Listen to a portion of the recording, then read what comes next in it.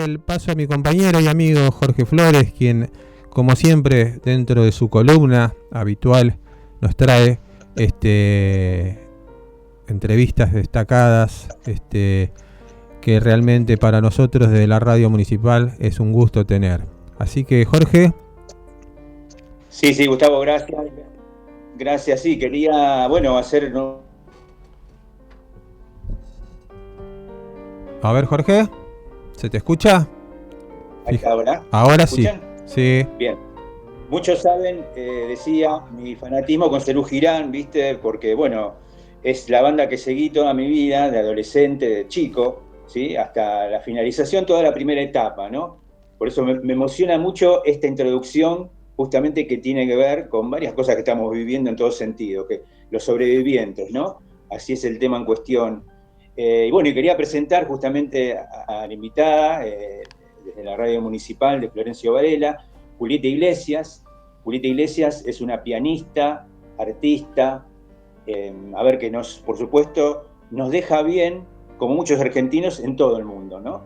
Nos deja bien y por otro lado lleva un mensaje, lleva parte de nuestra cultura, parte de nuestra música autóctona, lo cual ni el propio García pudo hacer. Es algo también que me gustaría destacar, porque García no ha podido, lamentablemente, llegar a otros países, salvo la parte latina, ¿no es cierto? Pero en este caso a Julieta Iglesias, a que presentamos, es la encargada de llevar justamente semejante nombre por todo el mundo. ¿Cómo estás, Julieta? Un gusto. Buenas tardes. Hola, buenas tardes. ¿Cómo están por ahí? ¿Todo bien? ¿Todo bien? Empezamos a ver, como siempre, ¿no? El principio, sé particularmente que has empezado de muy chica, ¿no? Pero contanos un poco cómo fue tu desarrollo primero musical, artístico. Empecé a tocar el piano desde que tengo memoria, desde que era chiquita. Había un piano en la casa de mis abuelos y yo me sentaba a tocar canciones de oído desde los 3, 4 años. Me crié escuchando música de los Beatles y de Queen, mis primeros años de vida, y después obviamente empecé a escuchar más de rock nacional, Sui Generis, lo que es Charlie en sí. Pero esos fueron mis primeros pasos para acercarme al piano, que fue de una manera muy natural. A los 10 años empecé a tomar clases con una orientación de música académica, clásica, con una profesora de mi barrio, y ahí también me empezó mi amor por la música clásica. Y lo que empezó siendo un hobby terminó siendo una carrera a la cual me dediqué. Después estudié en lo que hoy es la Universidad Nacional de las Artes. Empecé a meterme en el mundo de dar conciertos y cómo se hace y cómo buscas y cómo lográs tocar y cómo lográs que te paguen por tocar y etcétera, que es todo algo que no nos enseñan a los músicos, hasta que después en Londres no solo seguí con mi carrera como intérprete, sino que empecé con esta faceta de arregladora, que un poquito la había empezado a hacer con la música de Piazzolla cuando la descubrí en la adolescencia, y ahora estoy con esos dos proyectos, ¿no? Por un lado Piazzolla, por el otro lado Serú / Charlie, más la música clásica, en esta faceta de arregladora, además de intérprete. Bien. Sabemos que el desastre pandémico le dio la posibilidad a mucha gente de reencontrarse con nosotros mismos, ¿no? Y sobreponernos de esa manera a la tragedia. Sé que la pandemia te encontró, dejando tus inicios laborales, pero tuviste un tiempo extra para jugar, ¿sí? Y conectarte con tu adolescencia, digamos. Contanos entonces, ¿cómo entra García, propiamente dicho, en esta etapa?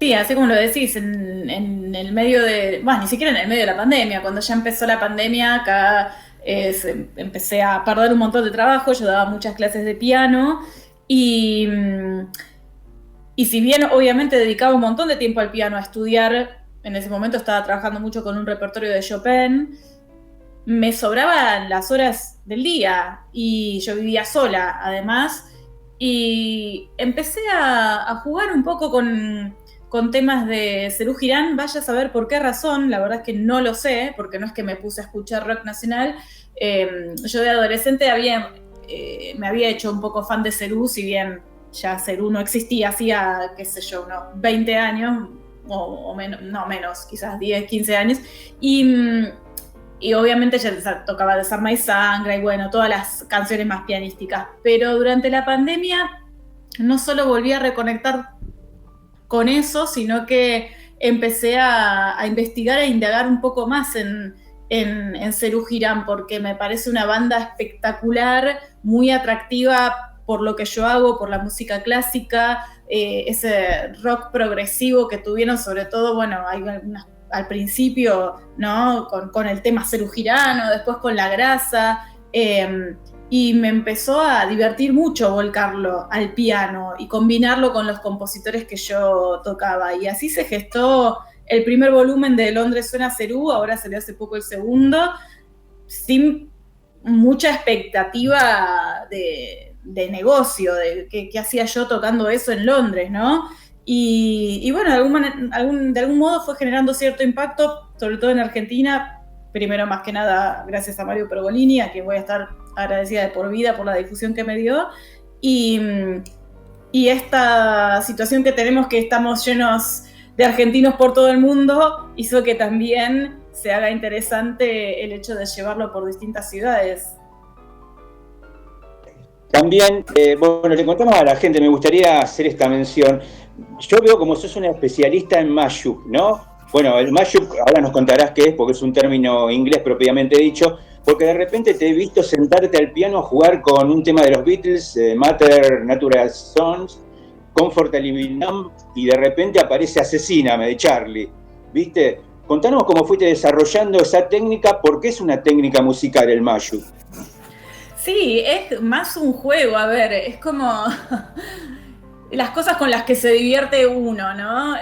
Cuando sos músico, quizás te divertís con esas pavadas, a ver, lo que para uno es divertido quizás juntarse a tomar una cerveza, bueno, para mí es quizás quedarme en el piano jugando con canciones y ver cómo paso de una a otra porque justo comparten la misma tonalidad o, bueno, términos más técnicos, ¿no? Están emparentadas porque son relativa menor, mayor, lo que sea.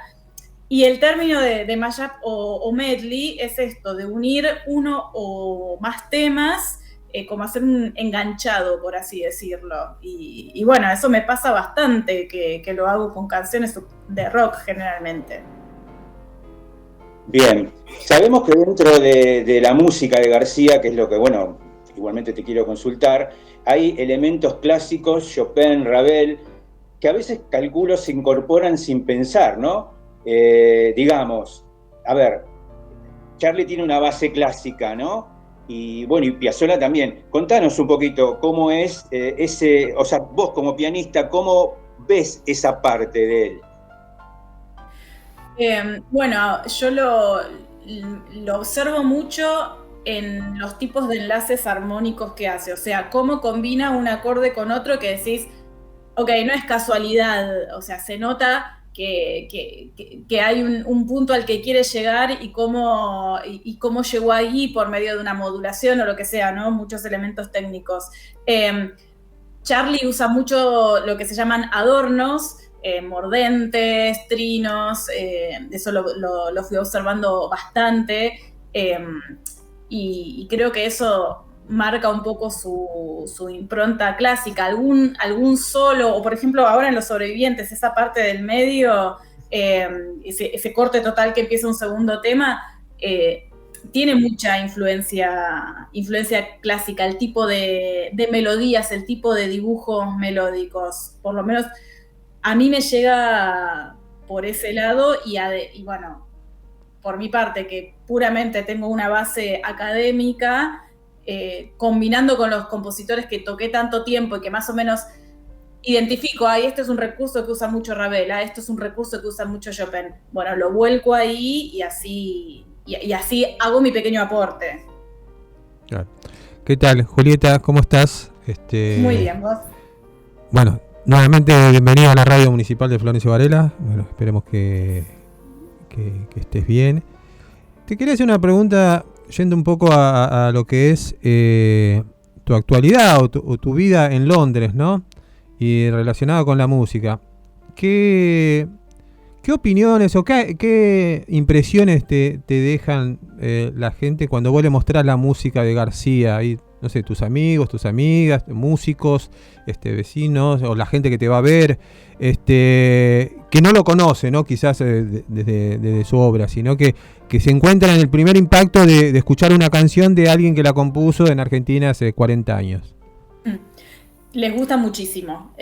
La verdad que a veces me pasa de estar con conocidos, amigos no argentinos que no saben de la existencia quizás de Serú Girán ni de Charly, y estoy tocando el piano, haciendo un poquito de mi arreglo de Seminare o de Desarma y Sangra o de Alicia, y se sorprenden, o sea, se paran de hacer lo que están haciendo y me dicen, ¿pero qué es eso? ¿Eso es música clásica? ¿Es música clásica argentina? ¿Qué es?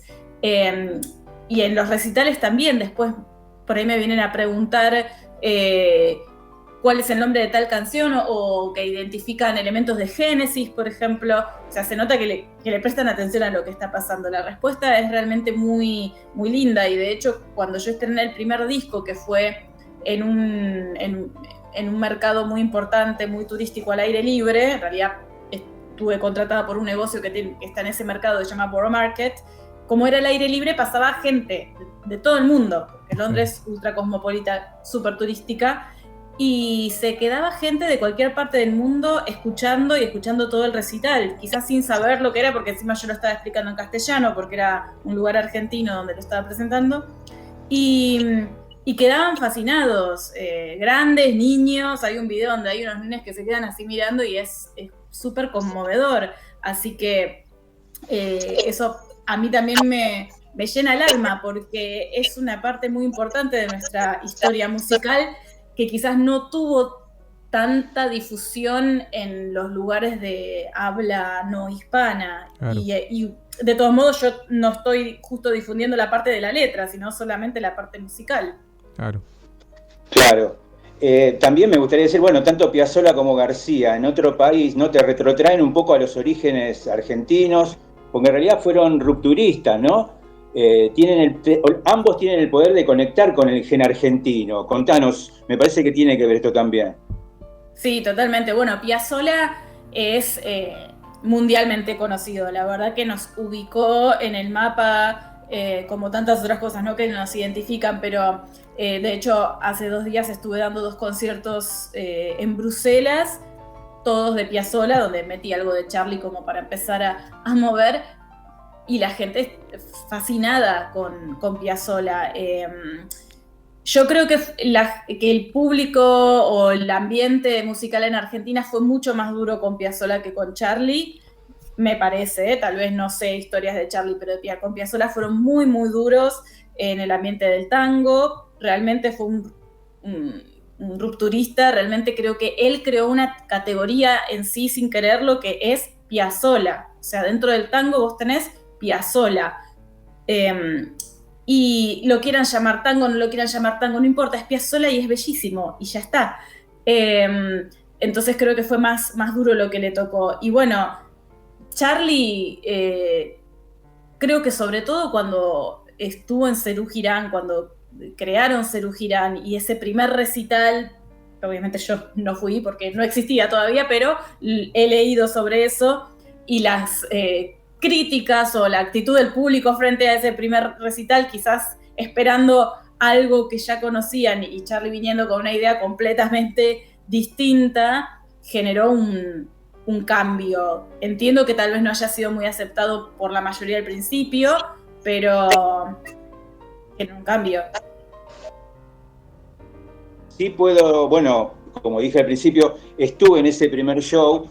En realidad el primer show fue, le cuento a la gente y te cuento, Julieta, quizás lo sepas, fue en un bar con clavo en la boca. Mucha gente no sabe, piensa que fue en obra. El primer show fue en un bar con clavo en la boca para muy poca gente, para prensa y amigos, y ahí ya se respiraba algo diferente, ¿no? Ahí sabíamos que había algo diferente, pero ¿qué sucedió? El primer show fue totalmente en contra. La gente estuvo completamente, digamos, en contra de lo sucedido. O sea, Charlie tuvo que luchar también por su música, ¿no es cierto? No es que fue todo agradable. Perdón, se me cayó el mic, no sé si me No, están no, no, te escuchando. estamos viendo y escuchando. Ah, perdón. Por eso, hubo también una serie de circunstancias que también rodearon a la música de García, el cual también se tuvo que imponer, ¿no es cierto? Y bueno, por eso es lo notable tuyo, Julieta, ¿no? Que tenés la enorme responsabilidad, ¿no? De llevar por el mundo la música de Serú Girán, que justamente no fue conocida en su momento como correspondía. Contanos un poco qué te parece sobre esto.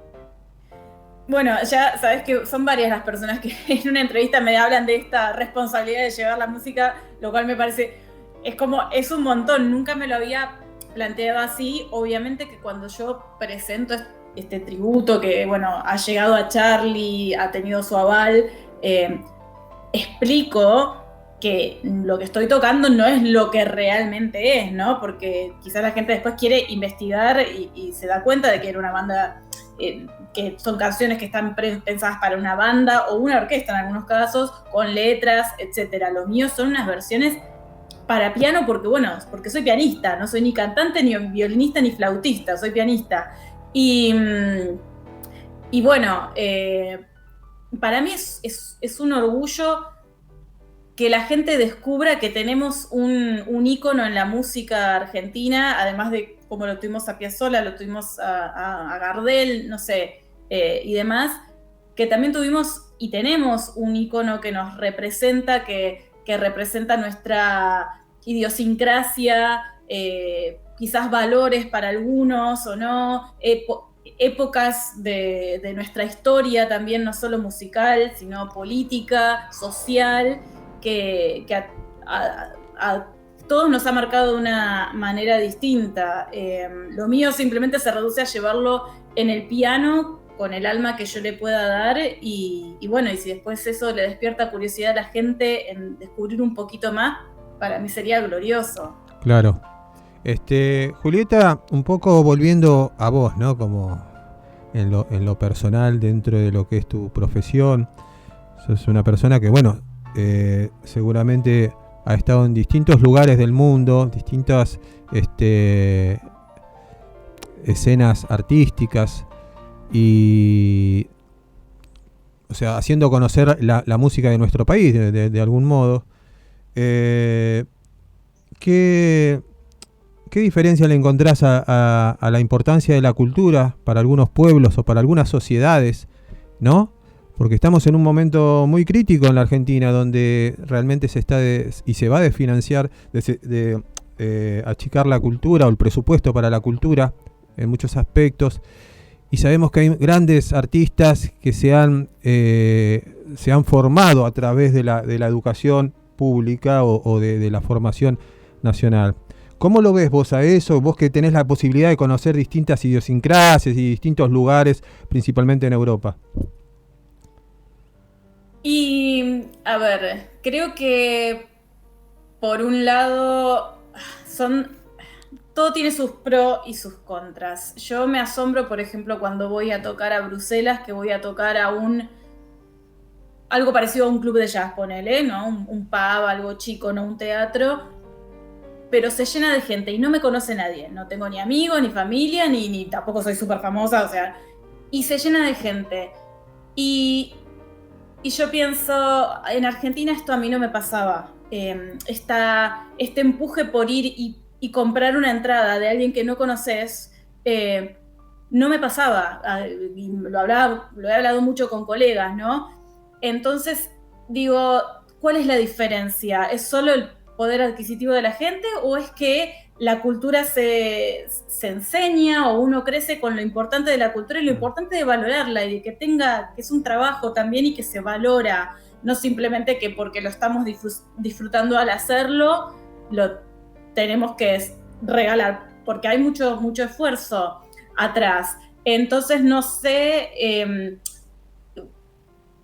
cómo, a ver, cuál es el equilibrio, porque yo soy una agradecida de haberme formado en lo que es nivel universitario de manera pública. Yo estudié en lo que antes era el Instituto Universitario Nacional de las Artes, que ahora es la UNA, y estoy más que agradecida porque pude acceder a profesores increíbles, si bien después yo continué mi propio perfeccionamiento privadamente.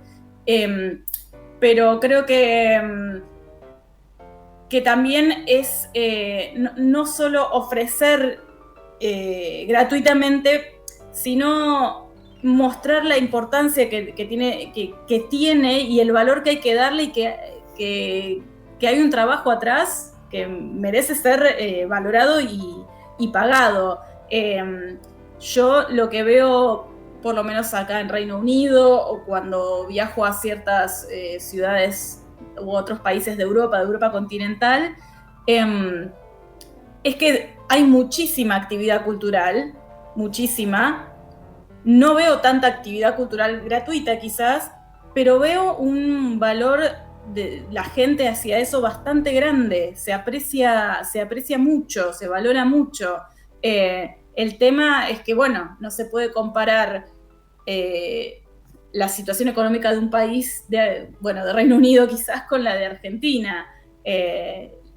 Son mundos completamente distintos en ese sentido. Cada lugar tiene sus fallas y sus pros, y ojalá que en Argentina, se pueda mantener la difusión de la cultura, que es tan importante, que se pueda dar oportunidades a todos, porque a veces es muy frustrante no poder tenerlas, o que tus oportunidades dependan de ser amigo conocido de. Eso es muy frustrante, eso lo he vivido, o sea que lo puedo decir, lo he vivido con colegas. A veces tal vez la solución no es, para que no haya injusticia con eso, no es cortar con todo y borrar todo y que no exista más, sino regularlo bien, claro. Que a veces quizás es lo más difícil. Sí, seguramente. Pero bueno, es lo más difícil, pero es lo más necesario. Creo que sí. Uno, cuando accede al poder, tiene la necesidad y la obligación de solucionar los problemas, no borrarlos, no dejarlos de... Exacto. ¿sabes? Jorge, sí, vamos a ir ya. Hola, Jorge, ¿estás ahí? Bueno, ahí está, Jorge, porque ¿estás? A ver, desmuteate. Bueno. Ahí está. Bueno. Perdón, sí, se me va el mic. Quería hacer mención a esto que tiene relación con lo que estaban hablando. Le cuento a la gente que el volumen 1 de Londres suena Cerú, de Julieta Iglesias, bueno, ya está, ¿no es cierto? Lo pueden ver, pero ahora está probablemente el volumen 2, y sé que ha habido un subsidio de una asociación inglesa. Contanos un poco si es así, porque eso es importante también, como un apoyo cultural también. Contanos un poco cómo es esto.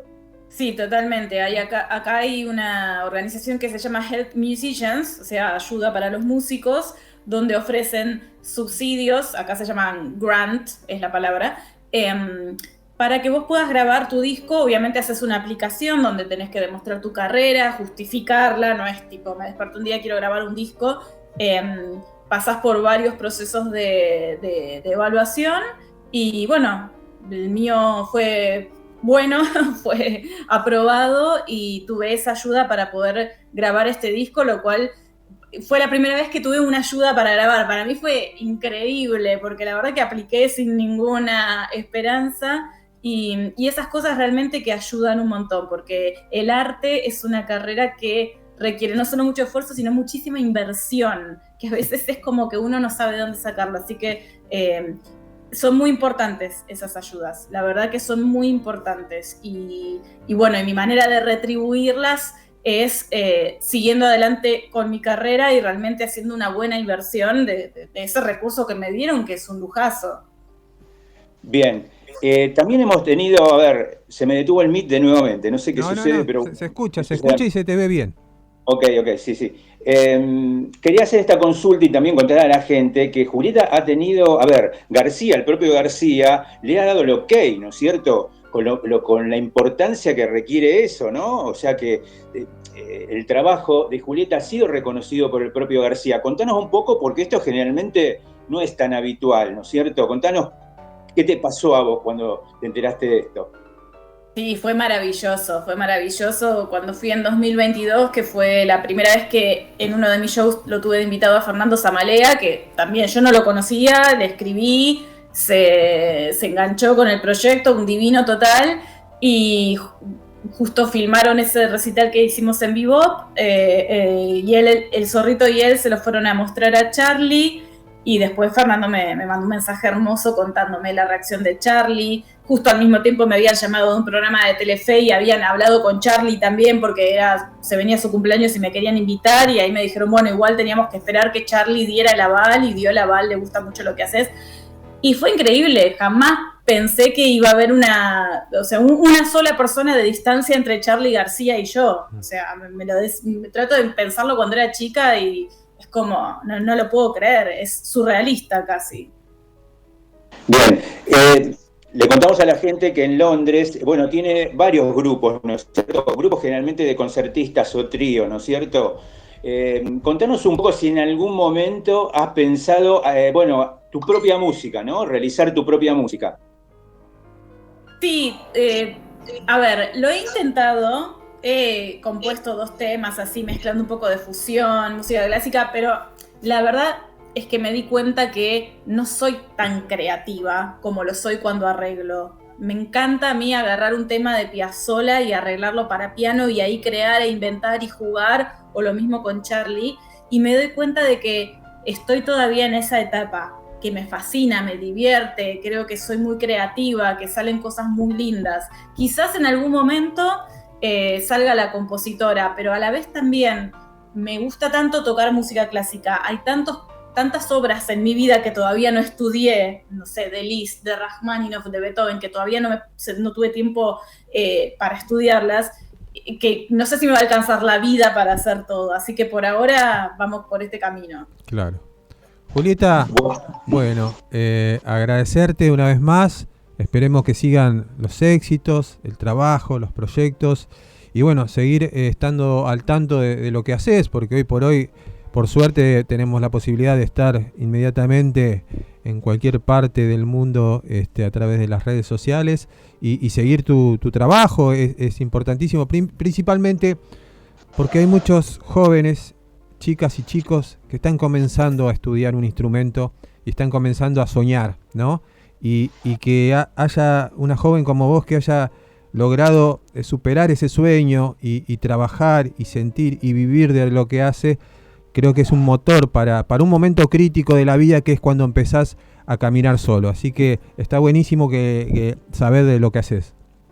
Bueno, muchísimas gracias. La verdad que es un placer siempre compartir lo que hago y ojalá que sirva, que sea inspirador, porque, es un camino arduo, pero es muy satisfactorio.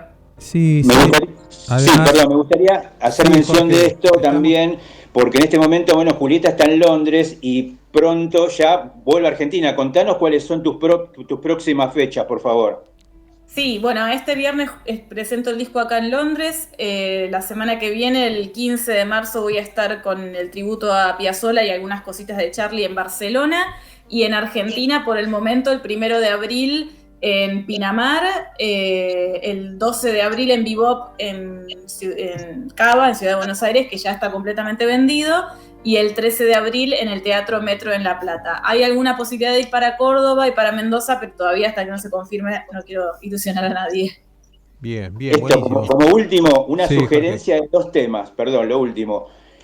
Iba acabándose el vino, que es un tema de Charlie, que en un momento hizo a piano solo, y no te dejes desanimar. Bueno, perfecto. Bárbaro, van a la lista. Ahí estamos cerca de La Plata, así que vamos a poder estar ahí dándote la bienvenida nuevamente. Así que, Julieta, muchas gracias y bueno, seguimos acá en contacto y siguiendo todas tus acciones musicales. ¿Te parece? Bueno, muchísimas gracias. Un abrazo grande, que anden bien. Gracias. Es tiempo de música. Es tiempo de información. Conocé la escena de hoy. Impacto musical en la radio municipal.